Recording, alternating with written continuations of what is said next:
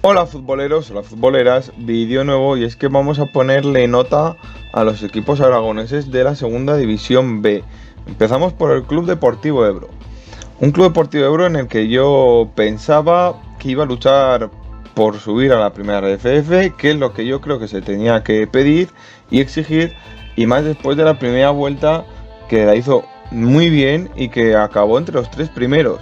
Luego ya la segunda vuelta se desinfló y gracias a ese colchón que tenía de la primera vuelta, pues ha conseguido jugar o clasificarse para jugar la fase de ascenso a la primera RFF y no luchar por los playoffs de ascenso a segunda y tener plaza asegurada en la nueva categoría del fútbol español.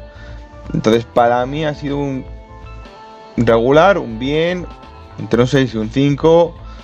Luego ya en comentarios ponéis lo que queráis, el resto de aficionados, y vuestra opinión también, que os la leeré. También se anunciaba hace pocos días que tanto Manolo Sanlúcar, el entrenador, como Pepe Cuevas, el director deportivo, no iban a continuar, y hoy mismo se ha anunciado que Alberto Monsalvo será el nuevo director deportivo del conjunto arlequinado. Desearle muchísima suerte. Nos toca analizar ahora el Egea, un Egea en el que en el mercado de verano fichó muy bien, hizo una muy buena plantilla para mí, y yo esperaba que estuviera seriamente luchando por subir a la primera RFF y no acabara luchando por salvarse y seguir en la segunda RFF. Así que para mí en suspenso. Un Egea también ha anunciado que Javi Moreno no continuará la próxima temporada en el banquillo de las Cinco Villas.